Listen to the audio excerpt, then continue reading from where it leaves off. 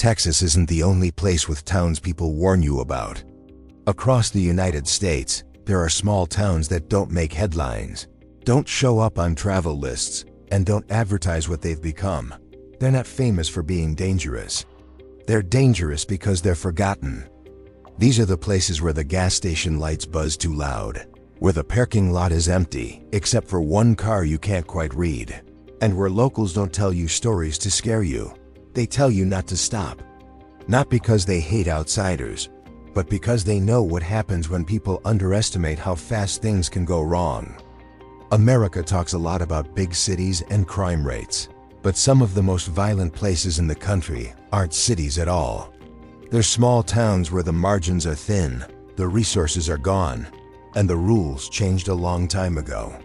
Violence in small towns doesn't look like chaos. It looks quiet. It looks normal until it isn't. Police coverage is thin. Hospitals are far. Backup doesn't arrive quickly. And when something happens, there's often no buffer between danger and consequence. In cities, violence blends into noise. In small towns, it echoes. Everyone knows who did what. Everyone knows who not to cross. And outsiders don't get the benefit of context. They just get the risk. There's a town in the rural South where the population barely breaks 5,000, yet the violent crime rate rivals major metro areas.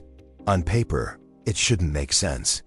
One grocery store, one main road, one gas station that stays open all night because it has to. Locals will tell you the problem isn't random crime. It's personal crime. Feuds that never ended. Grudges passed down. Arguments that escalate because there's nothing to diffuse them. People who stop for gas late at night notice the stares first, the way conversations stop, the way the cashier watches the door more than the register. No one threatens you. No one needs to. The tension does the work. In parts of the Midwest, there are former factory towns where industry left faster than stability could adjust. Jobs disappeared. Population shrank. The tax base collapsed. What remained was infrastructure built for more people than were left to use it. Empty blocks, abandoned homes, pockets of extreme poverty compressed into small areas. In one such town, violent incidents per capita spiked not because of gangs or drugs alone, but because desperation concentrated itself. When there are few opportunities and no exit, violence becomes a release valve. Locals warn travelers not to stop because they've seen what happens when someone unfamiliar parks in the wrong place at the wrong time. It's not about malice, it's about unpredictability. Out west, there are desert towns that grew around one employer and never planned for the day it would leave. When it did, the town hollowed out unevenly. Some people left. Some stayed because they couldn't afford to go. Others stayed because they had nowhere else to be accepted. In these places, crime doesn't come in waves. It simmers. Meth labs replaced machine shops. Abandoned motels became informal housing. Violence became normalized in a way that doesn't trigger alarms anymore. Locals don't panic, they adapt. And part of that adaptation is telling outsiders not to linger. Especially not at night. Especially not alone. There's a town along a major highway that truckers quietly warn each other about. It looks convenient. Right off the road, easy in, easy out. But it's known for ambush-style robberies that don't make national news. Crimes handled locally, quietly, often without charges sticking. Travelers report being followed after stopping for fuel. Being approached aggressively under the pretense of help. Being boxed in by vehicles that weren't there a moment ago. Locals say the town preys on movement. On people passing through who don't know which areas to avoid and which faces to recognize. In Appalachia, there are towns folded into hills so tightly that isolation becomes absolute. One road in, one road out. Law enforcement stretched thin across miles of terrain. In these places, disputes escalate quickly because there's no anonymity. Everyone knows everyone, and that familiarity can turn volatile. Outsiders stick out immediately, not because they're targeted intentionally, but because they disrupt a delicate social balance.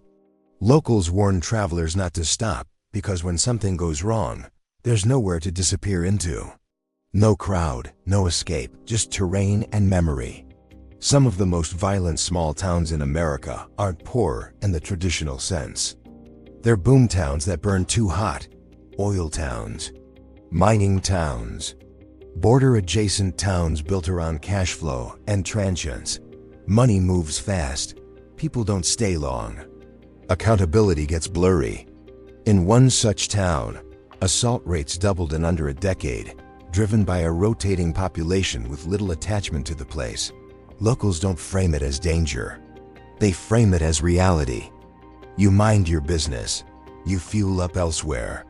You don't stop unless you have to. Then there are towns shaped by proximity to prisons. On paper, prisons bring jobs and stability. In reality, they also bring transient populations, strained resources, and complex social dynamics that small towns aren't equipped to absorb. Violence spikes in ways that aren't always visible to outsiders. Domestic incidents, assaults tied to visitation days, underground economies that thrive in the shadows. Locals don't tell you this out of fear. They tell you because they live with it, and because they've seen travelers misjudge the situation before. In parts of the Rust Belt, there are towns where emergency response times are measured in tens of minutes, not seconds. Where police departments operate with skeleton crews. Where violent incidents often resolve themselves before help arrives. These towns don't advertise their crime rates, but locals know. They know which gas station to avoid, which corner not to stop at, which hours are safer. And when they tell you not to stop, they mean it literally. Keep driving. Get to the next town. Don't assume small means safe. One town on this list exists in a state people associate with safety and quiet. That's part of what makes it dangerous. The contrast between expectation and reality lowers people's guard. This town has one of the highest per capita assault rates in its region, driven by alcohol, unemployment, and limited services. Locals warn travelers not because they expect violence every night, but because when violence happens, it happens fast and without warning. And outsiders don't know how to read the signals. The pattern across these towns is consistent. Violence doesn't announce itself. It blends into daily life. It becomes background noise to the people who live there and a shock to the people who don tea. Locals aren't exaggerating when they warn you. They're summarizing experience. Years of watching patterns repeat. Years of seeing who gets hurt and who doesn't. Years of learning when to intervene and when to stay out of it. And the most unsettling part is that many of these towns don't feel dangerous during the day. Sunlight hides a lot. Familiar routines create false comfort. It's the margins that matter. Late nights, isolated stops. Moments when you're alone and unfamiliar. That's when small-town violence shows itself, not as chaos, but as inevitability. By the time you realize something's wrong, it's usually already too late to pretend you didn't notice. What makes these towns truly dangerous isn't just the statistics. It's how normal everything looks until it suddenly isn't. You pull off the highway, stretch your legs, glance at your phone, and convince yourself you're being dramatic. The gas station is open. The lights are on. Someone is inside. That illusion of normalcy is what gets people hurt. In violent small towns, danger doesn't wear a uniform. It doesn't announce itself. It blends into the background, waits for routine, and relies on the assumption that nothing bad happens in places this small. There's a town in the deep south where violent crime spikes around payday and drops just as fast like clockwork. Locals know the rhythm. Outsiders don't.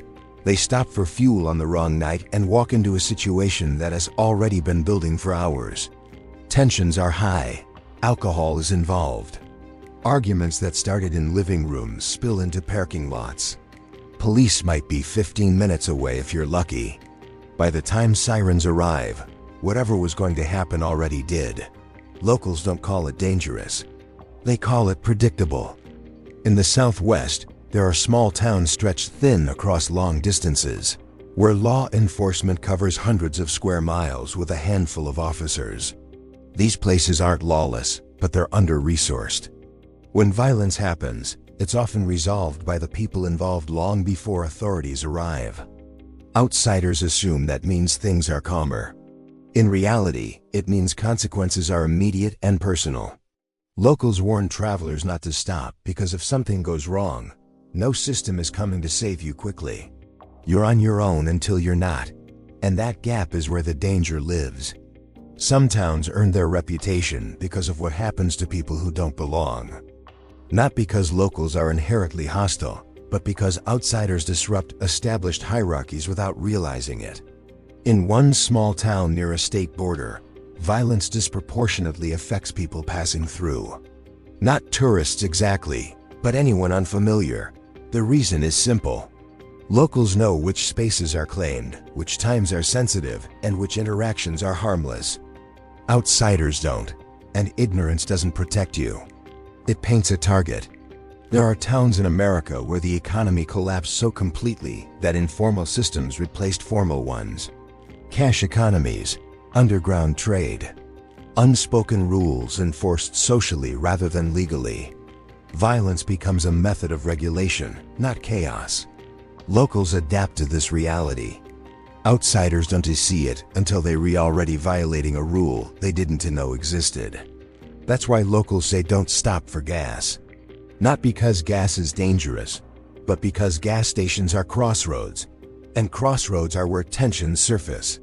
In some rural towns, family names matter more than laws. Long-standing rivalries simmer just below the surface. An outsider walking into the middle of that history is unpredictable. You don't know who you're standing next to. You don't know who they're connected to. You don't know what day it is for them emotionally. Locals do. They adjust their behavior accordingly. Outsiders can't. And that mismatch can turn routine interactions into violent ones with no warning. One of the most overlooked factors in small-town violence is proximity. In cities, distance creates buffers. In small towns, everyone lives close to everything. Arguments don't dissipate across neighborhoods. They follow people home. Violence doesn't get lost in crowds. It circles back.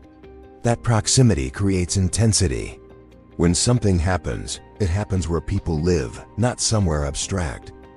Outsiders stopping briefly are stepping into spaces that aren't neutral. They're personal. There's a town in the plains where alcohol-related assaults account for a shocking percentage of violent incidents.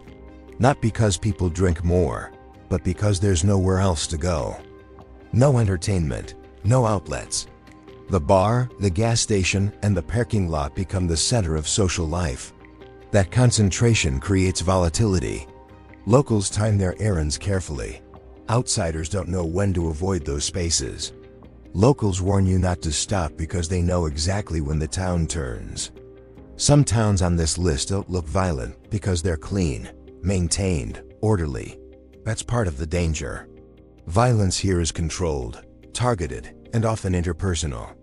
It doesn't spill over randomly, which means if you're not part of the social fabric, you don't benefit from the informal protections that exist.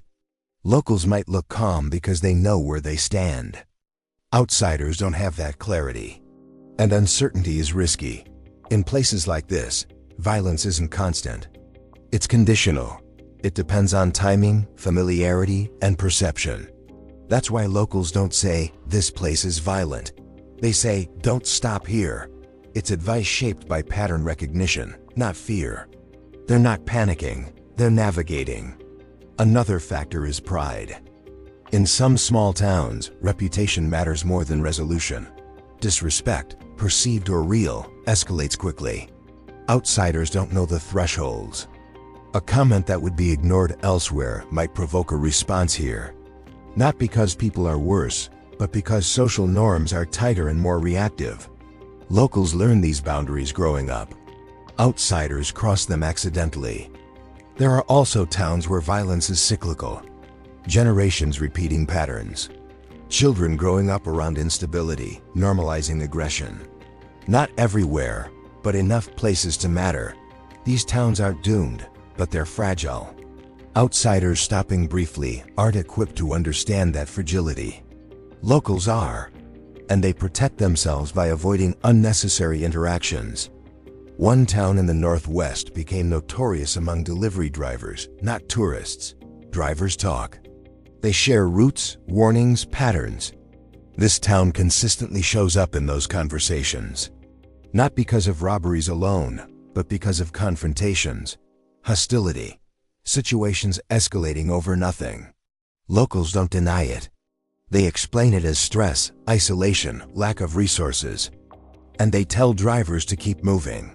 The phrase, "don't stop for gas," isn't literal advice about fuel. It's shorthand. It means don't linger, don't engage. Don't insert yourself into a place that's already stretched thin. It means respect the reality of a town that's dealing with problems bigger than it can handle. Most people who pass through these towns never experience violence. That's true, but that doesn't make the warnings exaggerated. It makes them preventative. Locals aren't saying something will happen. They're saying it could, and the odds are higher than you think. America likes to believe danger is visible, that it announces itself through broken windows and obvious decay. But small-town violence often hides behind routine, behind politeness, behind quiet. That's why it catches people off guard. And the uncomfortable truth is that many of these towns aren't getting safer anytime soon. Economic pressures, healthcare shortages, addiction, and isolation compound rather than resolve. Locals adapt because they have to. Outsiders don't have that option. The next time you're driving through an unfamiliar place and something feels off, pay attention. That instinct isn't paranoia. It's pattern recognition doing its job.